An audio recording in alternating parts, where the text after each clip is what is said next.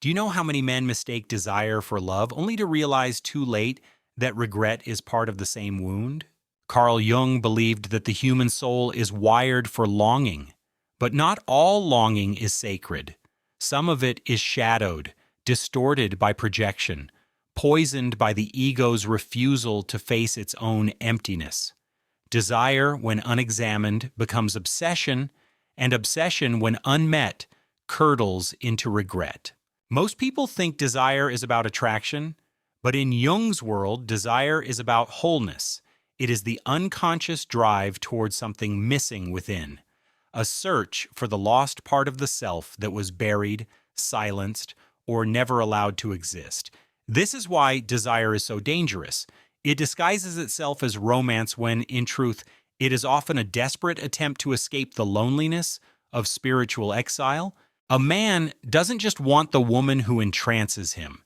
He wants what she represents in his psyche, his anima, his missing soul. But instead of integrating her energy into himself, becoming more intuitive, more present, more whole, he projects it onto her body, her face, her smile. He turns her into the object of his desire rather than the mirror of his unfinished self. And this is where the tragedy begins, because no woman, no matter how radiant, can carry the weight of a man's disowned soul. So the cycle plays out. He chases her, he idealizes her, he mistakes his own hunger for intimacy. He believes that possessing her will heal him, will silence the ache, but it never does. The moment the fantasy collides with reality, the illusion shatters. He either grows or he spirals into resentment, confusion, and eventually regret. This is Carl Jung's secret psychology of desire and regret. The man does not regret losing the woman. He regrets betraying himself in the process of trying to own her. Have you ever wondered why certain men obsess over the one who got away? Why they replay conversations in their minds at night, long after the relationship has ended? It is because the woman was not just a woman. She was the stage upon which his unconscious played out its unfinished drama. His anima spoke through her laughter. His shadow revealed itself in her silence. His ego inflated in her validation and crumbled in her withdrawal. And when she leaves, she takes the mirror with her. He is left staring at his reflection, but this time, there is no mask, no script, no fantasy left to protect him. What does he see? A man who chased possession instead of integration, a man who thought desire would save him from himself, but instead left him more fragmented than before. Jung taught that regret is not just a feeling, it is a symptom of spiritual avoidance. It is the punishment the psyche gives itself for refusing to grow. It is the echo of the unlived life. And so many men are haunted by this echo. They think they regret the breakup. They think they regret the timing. But what they really regret is that they stayed asleep to their own becoming. They regret using women as emotional anesthesia instead of doing the painful work of individuation. You can see it in the man who scrolls through old messages at midnight. You can see it in the man who listens to the same love song on repeat, not because it comforts him, but because it keeps the wound open just enough to feel alive. Desire and regret form a loop when the ego refuses to evolve. The woman who knows her worth understands this dynamic. She will not allow herself to be a man's psychological drug. She will not carry the burden of his unclaimed soul. She will not stay in a relationship where she is treated like an emotional prosthetic instead of a partner. She will leave not because she is cold, but because she is awake. Awake to the fact that desire without shadow work becomes obsession, and obsession, when unmet, becomes a shrine built to regret. The man who loses her faces a choice: stay in the loop or break it. If he chooses to break it, he must confront the parts of himself he tried to outsource. He must meet his own anima. He must dialogue with his own shadow. He must stop blaming women for the holes in his heart and start repairing them from the inside out. This is not romantic advice. This is psychological warfare with the false self. And the woman who knows her worth, she does not wait for him to figure this out. She walks forward, not away, but beyond. Desire, when left unchecked, becomes a haunting. Carl Jung warned of this long before modern psychology had words for emotional attachment wounds or codependency. He saw it in dreams, in myths, in the quiet desperation of his patients, the men who could not let go, not because they loved too deeply, but because they projected too much of themselves onto another. They did not fall in love with a woman. They fell in love with the part of themselves they lost, disguised as her presence. Some men spend decades chasing that lost part, and when the woman leaves, or worse, stays, but grows distant, they are left with nothing but the echo. This is where obsession is born.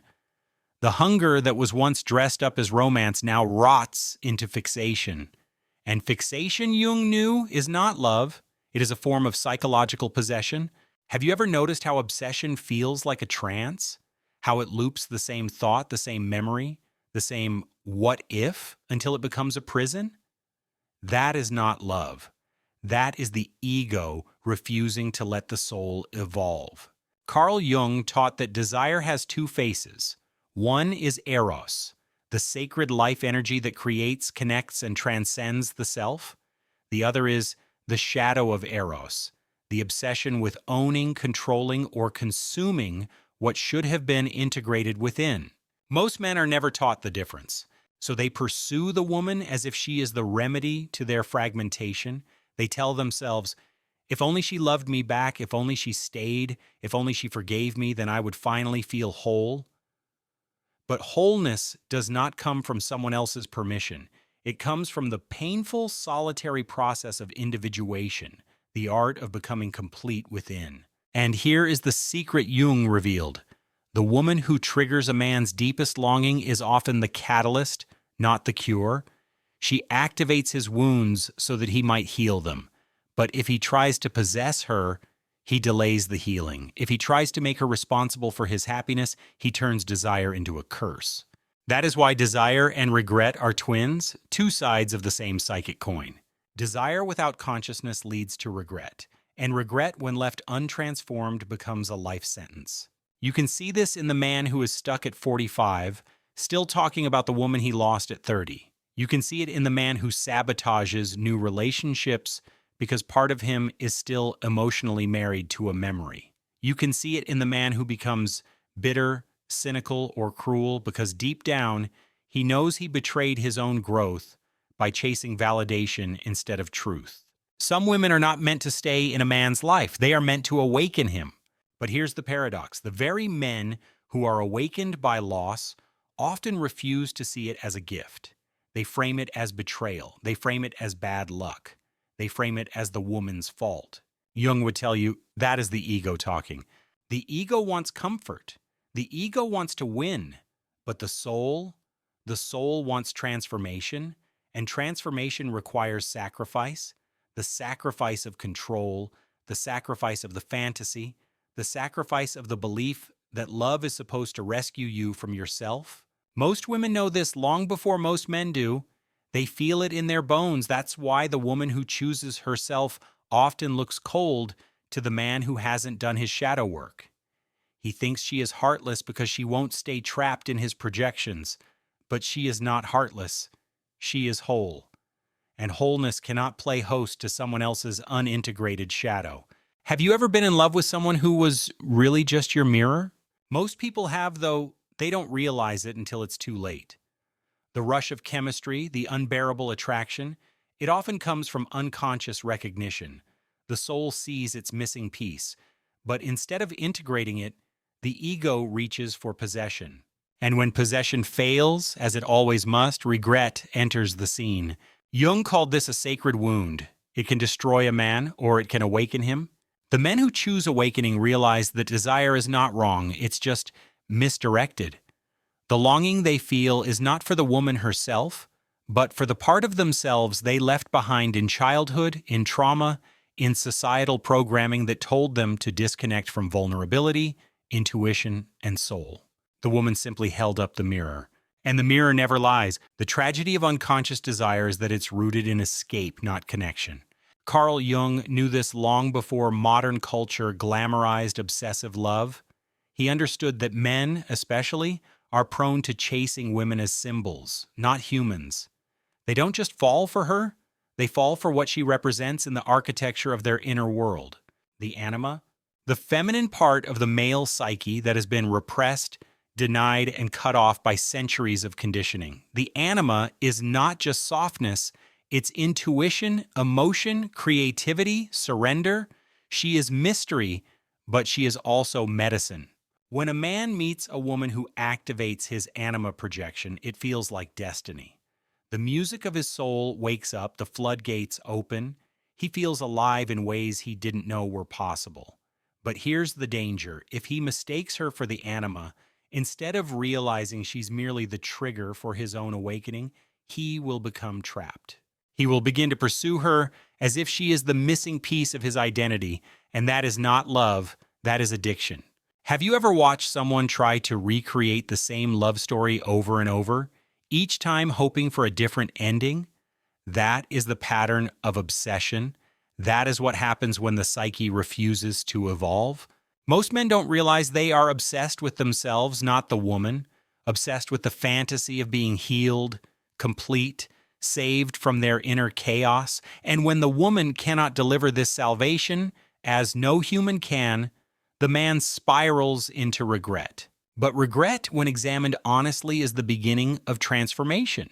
This is why Carl Jung insisted that the first step toward wholeness is facing the shadow. The shadow is not evil. It is the part of us we refuse to see. For many men, that shadow is filled with unmet needs, repressed desires, and grief for the emotional self they abandoned in order to become strong. So what happens when a woman reawakens those longings? He either integrates or he projects. If he integrates, he becomes whole. If he projects, he becomes obsessed. And obsession always turns love into poison. Some women intuitively know this.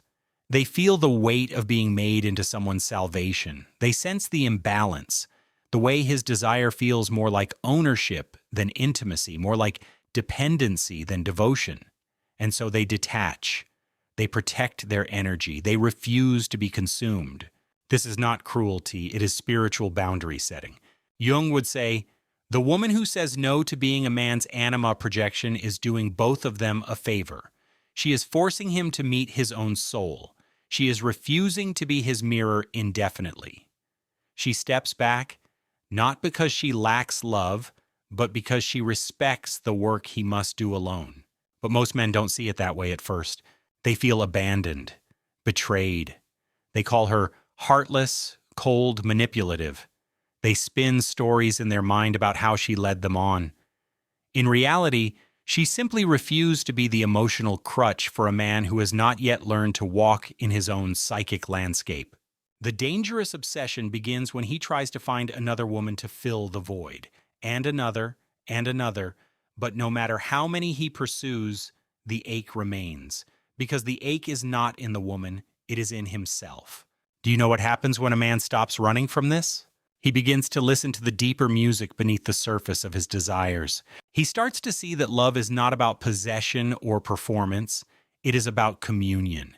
It is about facing the parts of himself he tried to outsource to the feminine. It is about no longer needing a woman to fix the holes in his soul, but instead standing whole before her and offering connection, not consumption. This is why Jung believed that real love happens after shadow work, not before. Desire without shadow work is obsession. Desire after shadow work is devotion. And regret? Regret becomes gratitude when a man realizes that the woman who left was not his downfall, but his awakening. Most women never get credit for this. They are seen as villains in the stories men tell themselves.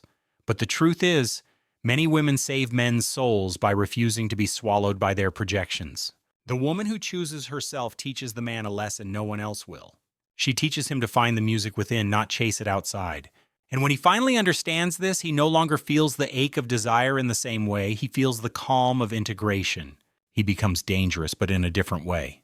Dangerous to his old self, dangerous to the ego that once controlled him, dangerous to the loop of obsession and regret that kept him trapped for years, because now he's free. Freedom for a man does not come from getting the woman he wants. It comes from no longer needing her to complete him. This is the secret Jung whispered between the lines of his work. The anima is not a woman, it is a mirror, a psychic invitation. When a man mistakes that mirror for reality, he falls into obsession. But when he learns to read the symbols, to embrace the projection and then withdraw it, he steps into his true masculinity, not dominance, not control, but integration. Imagine this. A man sits alone at night, long after the world has gone quiet. His body is still, but his mind loops through memories of a woman he cannot forget. Her voice, her absence, her silence. He tells himself he loved her too much. But love is not the cause of his suffering. Attachment to his projection is. He does not miss her entirely. He misses the way she made him feel. He misses the version of himself that came alive in her presence. The man who was finally allowed to feel something, to surrender something, to glimpse the mystery of his own soul, reflected back through her eyes. And this is where the regret sharpens. Because now he knows he was chasing her, but what he really wanted was himself. The self he locked away under layers of ego, performance, and numbness. The woman triggered this awakening, but she was never meant to be the container for it. She was the lightning strike, not the battery. She was the storm, not the shelter. Carl Jung would tell you, men do not suffer because women leave. They suffer because they refuse to meet the parts of themselves that women reveal. They suffer because they think love is about ownership when it is really about surrender. Surrender to what? To the death of the false self? This is why desire leads to obsession when the ego is still in control. The ego wants to own. The ego wants to conquer. The ego wants to win. But the soul wants transformation. And transformation feels like loss at first because it is the loss of who you thought you were. Some men will fight this until their last breath. They will chase woman after woman, always blaming the feminine for the ache in their chest. But some men will stop running. They will sit in the silence. They will feel the burn of loneliness, not as punishment, but as purification. This is the moment when obsession dissolves into awakening. When a man stops trying to possess love, he becomes love. When he stops needing the woman to validate him, he starts validating himself. When he stops using the feminine as a drug, he starts respecting her as a sacred other, not an extension of his ego. And the woman who knows her worth, she does not entertain the man who has not yet reached this point. She does not soften her boundaries to soothe his obsession. She does not shrink herself to keep his ego intact. She remains sovereign. She holds her line. She refuses to be the vessel for his shadow work. She will not mother his anima back to him. That is his journey to take or refuse. But make no mistake, her detachment is not cruelty, it is clarity. She knows that desire, when unconscious, becomes possession, and possession becomes resentment, and resentment turns into stories men tell for years. She broke me, she left me, she ruined me. No, she did not ruin him, she revealed him to himself. And the question Jung would ask is this: what will he do now? Will he spiral into more obsession? More regret, more fixation on the woman who walked away? Or will he look in the mirror and meet the man he has avoided becoming? This is the moment of choice, the crucible of transformation. Desire is not wrong, but desire without depth becomes dangerous. The woman who knows her worth is not afraid to trigger this process. She does not dim her light to protect a man from his own reflection. She walks in her power, knowing that the right man will not try to possess her. He will stand beside her, whole. And what happens to the man who chooses awakening over obsession? He becomes the kind of man who no longer regrets the past because he finally understands the lesson it carried. He stops telling stories about the woman who left and starts writing a new story about the man who arrived, late perhaps, but finally fully present. Desire, regret, obsession, awakening. The same cycle, but only if you refuse to evolve. The woman who knows her worth doesn't chase, she chooses.